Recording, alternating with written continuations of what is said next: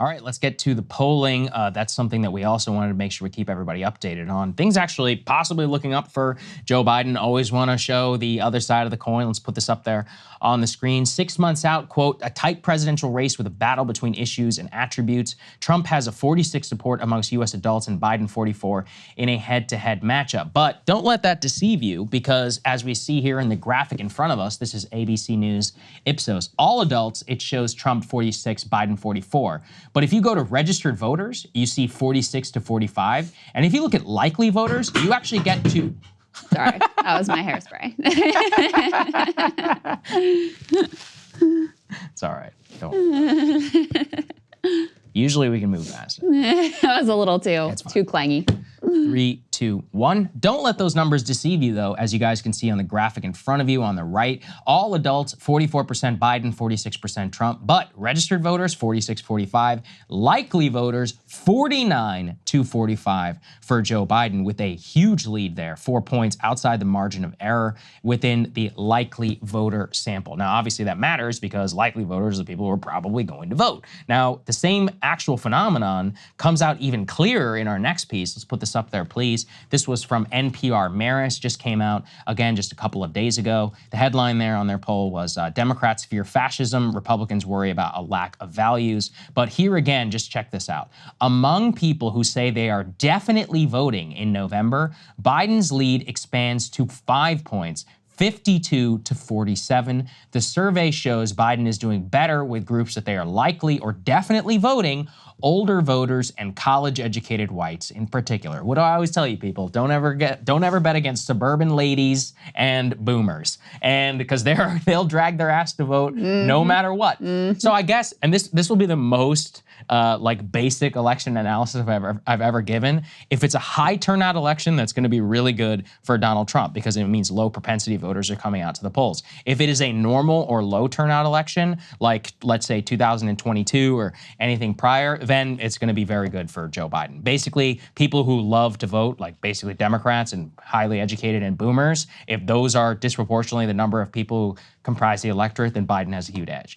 That said, I would never bet against Trump. He has a historic track record of always being able to bring out people who are very low propensity and have never voted in the past. So I have no idea. History says one thing. We have no idea if that's necessarily a good predictor. Yeah, and it used to be you could kind of bake in like, oh, the polls are understating Trump support. We really don't know anymore. It's in some of the polls they've been underestimating Democratic support. Exactly. So it's impossible to like even read into the polls what it might really mean. But this dynamic of Biden doing better with the likely voter screen when the polling companies are trying to look at, all right, who's actually going to show up and vote versus the overall electorate is a dynamic we've been seeing for a while.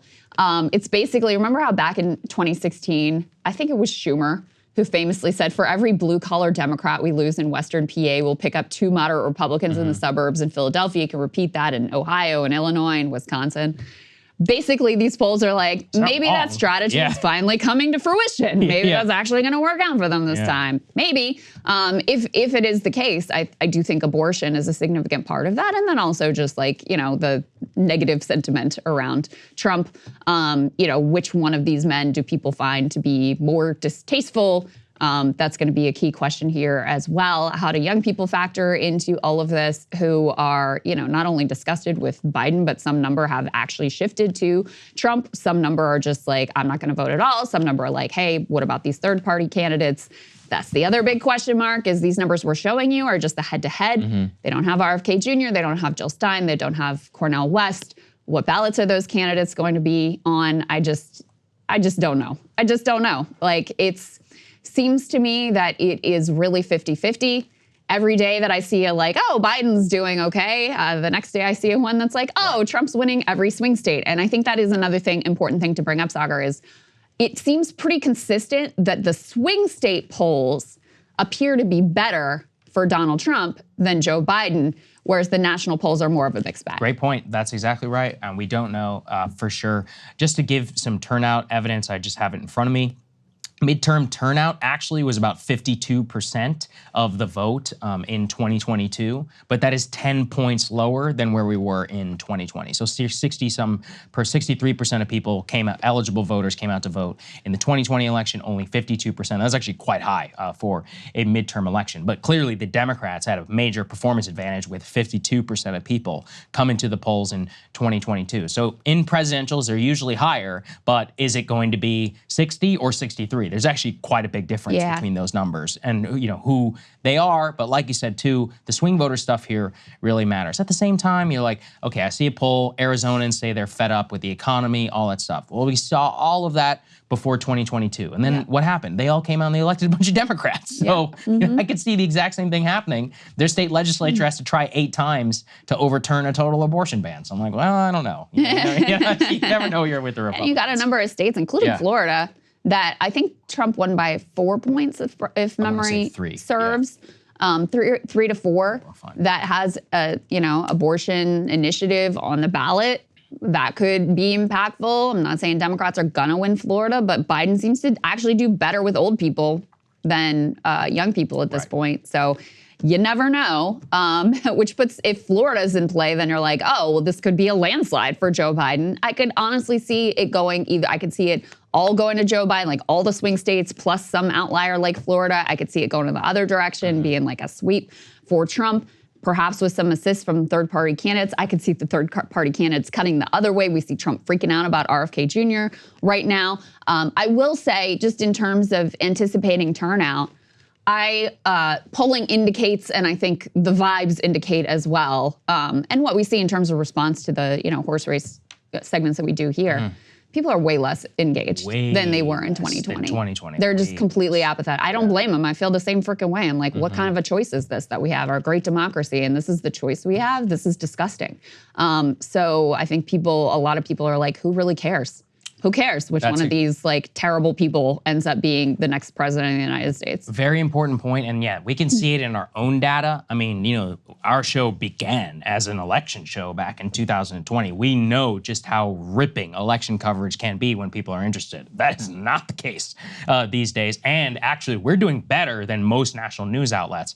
In fact, most national news outlets have had a reduction in their overall ratings 6 months ahead of the election, which is insane because that's never supposed to happen. It didn't happen in 2016, didn't happen in 2020. I mean, there was even more interest, frankly, in the 2012 election, at that time, Obama being tested and all of that. I mean, I remember, I'm sure you do too, that primary and Mitt Romney and everything. I think there was more interest in like the 2018 midterm. Yeah, I think you're right. Than this generally. Typically just in terms of, media, business, whatever, typically there are a few media brands that really, and we were one of these, that really like establish themselves and make themselves and become known in the context of presidential races. I mean, this is the peak. Usually the idea is that ratings and interest and clicks and views and all of that really spike and are an outlier, order of magnitude higher in presidential election years. And now, I mean, listen, it's a little early, but it's May. It's not that early. No, and people are like, who cares? And I feel the same way, frankly. I feel the same way. I agree with you. And just to give you even more evidence here also about how propensity and low propensity people may even turn out. We cannot erase RFK Jr. Let's put this up there on the screen. News Nation just did a poll. RFK Jr. actually more popular here is showing with younger voters and specifically with Republicans. 57% of younger voters say they have a favorable view of RFK Jr. And amongst Republicans, he's got a very high approval rating. So let's say that you have more low propensity, anti-institutional folks who hate liberals or hate the Democrats and want to stick it to somebody. Previously, they were just going to vote for Trump in 2016. This time around, they may come out and they may vote for RFK Jr. if they do turn out to vote. So we cannot erase his role either in this election. There's a lot of X factors, but I agree. I mean, all indicators are right now is a much lower turnout than 2020. That the interest, in a lot of ways, I mean, this almost feels like the 1996 election, which I think is the least important election of my lifetime, where you're like, you never, whichever one you get. I'm not saying it won't be consequential. Of course it will, right? Like 96 was consequential for a variety of reasons. beyond the Gingrich era, welfare reform, et cetera, like on a policy level. But in terms of the way people felt about it, they just didn't really care that much. And I think people do care this time around, but like you said, know that their choices are so limited that they're just turning the dial off. Most people, sports coverage, pop culture coverage, and all of that is record highs, while political coverage is very, very low. And I think part of it too was the fact that you basically didn't really have a primary on either side. Yeah, I mean, true. the Republicans went through the motion, but it was a foregone conclusion. Trump didn't even participate in the debates. So that there's a natural progression where people get engaged in the primaries. They get excited about the elections. They've got some candidate, some horse on their side of the aisle that they're getting excited about. And then, you know, that starts to spark interest in the stakes of the election. And so you have that dynamic of, on the Democratic side, they just literally basically canceled the primary and were like, nope, we don't care. No dissent. We don't care. The majority of Democrats actually would like to have someone else. We're just sticking with Joe. That's that. And on the Republican side, as I said, Trump didn't participate in the primaries, and he was massively ahead in the polls nearly once people actually engaged the entire time. So there's that. And then there's just the fact that you've got a majority of Americans who say they don't like Biden and a majority of Americans who say they don't like Trump. And the most unifying sentiment in the entire country is utter disgust at the nature of our choices for this election. Bingo. Hey guys, if you like that video, go to breakingpoints.com, become a premium subscriber, and help us build the best independent media organization on the planet. That's right. We're subscriber funded. We're building something new. We want to replace these failing mainstream media organizations. So again, to subscribe, it's breakingpoints.com.